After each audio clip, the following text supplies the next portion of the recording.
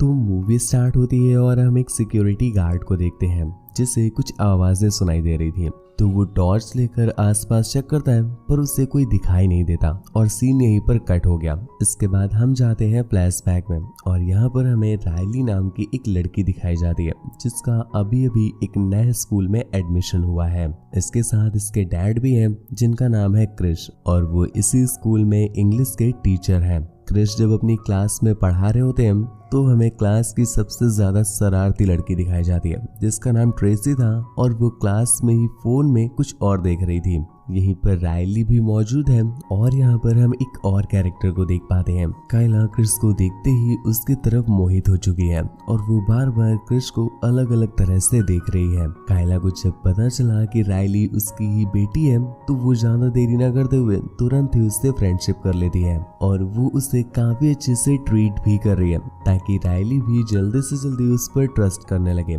इसी चलते एक दिन जब कायला रायली को अपने घर बुलाती है तो इस बीच हम देख पाते हैं कि वो रायली से उसकी फैमिली स्पेशली उसके डैड से रिलेटेड बहुत सारे क्वेश्चन पूछती है। हालांकि ये चीज रायली को अभी तक समझ में नहीं आ रही है। खैर वो अपने डैड के बारे में बताती है कि जहाँ पर वो पहले रहा करते थे तो ये सभी लोग अपनी मॉम के साथ थे, पर जब उसके डैड को पता चला कि उसकी मॉम उसे चीट कर रही है तो उन्होंने उसकी मॉम को छोड़ दिया और उसके बाद से ये लोग यहाँ पर आके शिफ्ट हो गए हैं। कायली ये सुनकर बहुत ज्यादा खुश हो जाती है क्योंकि उसके दिमाग में तो एक अलग ही खिचड़ी पक रही है। उसने प्लान बनाया कि क्रिश को इस समय मिल नहीं रही होगी तो ऐसे में वो प्यासा भी है तो किसी तरह से अगर उसे झील का पानी पिला दिया जाए तो वो भी उसे पसंद करने लगेगा और यही याद करते करते वो अपने कार्यक्रम करने लगती है।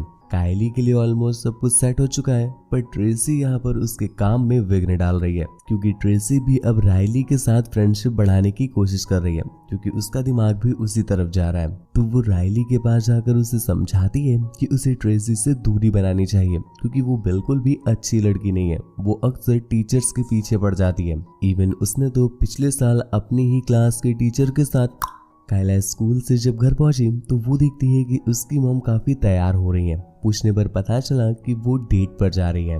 ये सुनकर कायला बहुत खुश होती है कि चलो इतने सालों के बाद आखिरकार मॉम किसी को डेट तो कर रही है। कायला उनसे उनका नाम पूछती है पर उसकी मॉम उसे बताती नहीं। वो कहती है थोड़ी देर रुको, वो खुद ही आ रहा है, तुम डायरेक्टली देख लेना। कायला भी काफी ज्यादा एक्साइटेड थी। अब टाइम पास नहीं हो रहा है तो वो अपने रूम में जाकर के क्रिश को याद करके कार्यक्रम करने लगती है। पर कुछ ही देर में डोरबेल बजी और उसकी मॉम उसे डोर खोलने के लिए कहती है पर जब उसने डोर खोला तो फ्लावर हो जाती है गुरु क्योंकि दूसरी तरफ कोई और नहीं क्रिश था जो कि फ्लावर्स लेकर आया था कायला की मॉम के साथ डेट पर चलने के लिए। मतलब ये क्या ही स्कैम हो गया बिटिया के साथ, जिससे वो डैडी डैडी बोलना चाहती थी अब उसे पप्पा पप्पा बोलना पड़ेगा।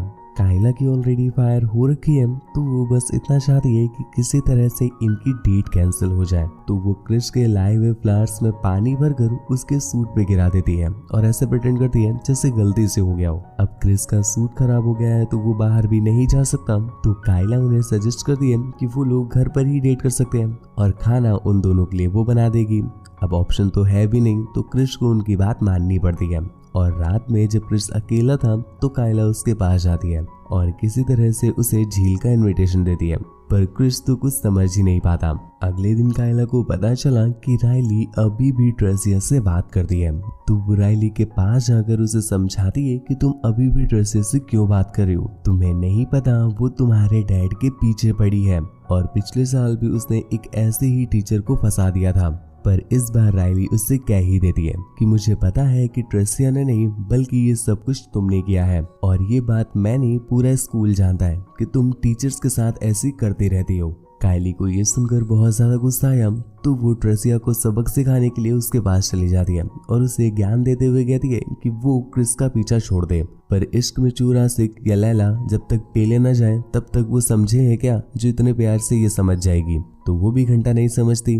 कायला घर आकर सोचती है कि अगर उसे क्रिश को पाना है तो उसका थोड़ा सा और अटेंशन लेना पड़ेगा, जिसके लिए वो अपनी ही कुछ ऐसी वैसी फोटोज को क्लिक करके अपने ही लॉकर में रख दिया और जब वो सभी के सामने लॉकर को खोलती है तो उसके अंदर ऐसी वैसी वाली फोटोज निकलती है। ये बात उसने क्रिश को जाकर बताई और उससे कहती है कि कोई तो है जो मुझे बदनाम करना चाहता है। क्रिस भी उसे दिलासा देते हुए कहता है कि वो परेशान ना हो, क्रिस इस चीज में जरूर कुछ ना कुछ करेगा। दूसरी तरफ कायला परेशान है कि रायली उसके हाथ से निकलनी नहीं चाहिए, क्योंकि रायली निकल गई तो वो क्रिस को पा नहीं पाएगी। इस वजह से वो रायली को मनाने के लिए और उसे एक झूठी कहानी सुनाने के लिए उसके पास पहुंच जाती है। वो कायला से कहती है कि हाँ, मैं मानती हूँ कि पिछले साल ऐसे गंदे काम मैंने किए थे, पर तुम्हें नहीं पता वो मैंने नहीं किए थे, मुझसे करवाए गए थे। मैं इतनी ज्यादा भोली हूँ कि मैं उस टीचर की बातों में आ गई, जिसके बाद उसने मेरा बहुत फायदा उठाया। अब अगर ये भोली है तो रायली तो इस हिसाब से टूटिया हुई, इसीलिए तो वो उसकी बातों में आ जाती है। उसी रात क्रिस और कायला की मॉम एक बार फिर से डेट पर जाने की तैयारी कर रहे थे कि तभी कायला क्रिस के फोन में एक दूसरे फोन से कुछ ऐसी वैसी वाली फोटोज भेज देती है। और जब कायला की मॉम ने ये देखा तो उन्हें ऐसा लगता है कि शायद क्रिस का उसकी ही क्लास के किसी स्टूडेंट के साथ अफेयर चल रहा है, तो वो गुस्से में उसे वहां से भगा देती है। और इन चीजों से परेशान क्रिस जब बाहर कार में बैठा होता है तभी उसके पास कायला आती है। वो समझ रही है कि आज क्रिस को डेट पर जाना था तो उसने गोली भी खा कर रखी होगी, ऐसे में आज वो रुक नहीं पाएगा। तो फिर से वो उसे झील का इन्विटेशन देती है, परंतु क्रिस इस बार भी उसे मना कर देता है। और अगले दिन क्रिस ट्रेसिया को अरेस्ट करवा देता है, क्योंकि वो जो फोटोज और मैसेजेस उसे भेजे गए थे वो किसी और के नहीं बल्कि ट्रेसिया के फोन से ही थे। मौका अच्छा देख करके कायला भी अपने लॉकर में पाई हुई फोटोज का इल्जाम ट्रेसिया के सर डाल देती है। उसी शाम क्रिस के घर में पार्टी थी तो उसने कई सारे लोगों को इनवाइट किया था। रायली ने कायला को भी इनवाइट कर रखा है तो वो भी उसकी पार्टी में आती है। पर दूसरी तरफ जहाँ पर सभी लोग पार्टी में मशरूक है, कायला चुपके से क्रिस के रूम में चली जाती है। अब क्रिस यहाँ पर काफी उदास था क्योंकि उसके बाबू के साथ ब्रेकअप जो हो गया है। ऐसे में कायला एक बार फिर से उसे झील में उतारने लगती है। और भाई साहब, मैन विल बी मैन, आखिरकार वो कब तक मैन ना रहता, जिसके बाद वो भी इस बार भटक गया था। पर अगले ही पल वहां पर रायली आ गई जो कि उसके भटकाव को देख लेती है। उसके भटकाव को देखकर रायली के दिल का चटकाव हो जाता है और वो गुस्से में वहां से चली गई। पार्टी तो अब पूरी तरह से बर्बाद हो ही चुकी है। और अगले दिन जब कायला की मॉम को ये पता चलता है तो वो स्कूल में आके क्रिस को दे थप्पड़ संट कर देती है और कायला को अपने साथ ले जाती हैं। पर रास्ते में कायला तो अपनी मॉम पर ही भड़कने लगी कि वो उसके साथ जबरदस्ती क्यों कर रही है। वो अपनी मॉम को इस तरह से मैनिपुलेट करती है कि क्रिस उसे सच में पसंद करता है, और अगर क्रिस उसे पसंद कर रहा है तो वो बीच में उंगल क्यों कर रही है। रायली का गुस्सा भी 1-2 दिन के बाद उतर जाता है तो वो क्रिस के पास आकर के उससे पूछती है कि आखिर हुआ क्या था। और क्रिस यहाँ पर उसे सारी सच्चाई बताता है। उसने रायली को समझाते हुए कहा कि वो ऐसा कुछ भी नहीं करने वाला था, उसने ही जबरदस्ती की थी।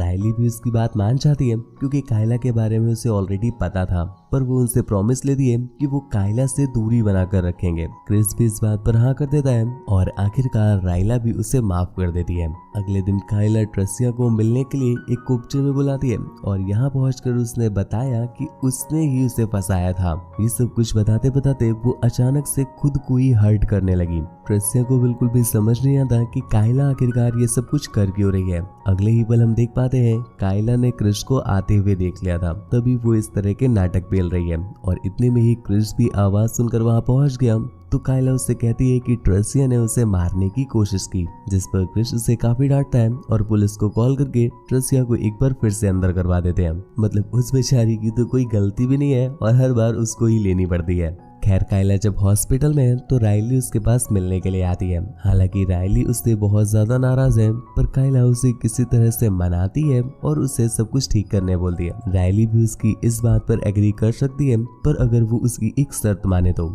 शर्त इतनी सी है कि कायला को उसके डैड से दूर रहना होगा। कायला भी इस बात पर हाँ तो कर देती है, पर उसके जाते ही जब क्रिस उससे मिलने के लिए आता है तो वो फिर से उससे लबर लबर करने लगी। वो उसे कहती है कि रायली तो अब जा चुकी है तो हम लोग दोबारा चाहे तो अपना कंटिन्यू कर सकते हैं। ये बात सुनते ही क्रिस उसे फिर से समझाने लगा कि देखो बच्चा, तुम अपनी हाइट के हिसाब से कुछ ज्यादा ही बातें पेल रही हो। जितनी तुम्हारी उम्र है उससे ज्यादा मेरी कमर है, इसलिए सिर्फ बायो की क्लासेस लो, प्रैक्टिकल के लिए तड़पो नहीं, जब समय आएगा तो वो भी मिल जाएगा। खैर, क्रिस को एक बात तो समझ में आ गई है कि रायला हद से ज्यादा ढीली है। ऐसे में इनके आसपास रहना भी अपने लगवाने बराबर है, इसलिए इनसे जितना जल्दी कट लो उतना ही बढ़िया है। इसलिए वो स्कूल जाकर अपना सारा सामान वगैरह पैक करने लगता है क्योंकि अगले दिन उसे रेसिग्नेशन देना है। यहीं पर रायली भी मौजूद है, पर दूसरी तरफ हम कायला को देख पाते हैं जो हॉस्पिटल से एक चाकू लेकर यहाँ पहुंच गई है और वो रायली को चाकू मार देती है ये बोलकर कि जब तक तुम क्रिस की लाइफ से जाओगे नहीं तब तक मेरा आना पॉसिबल नहीं है।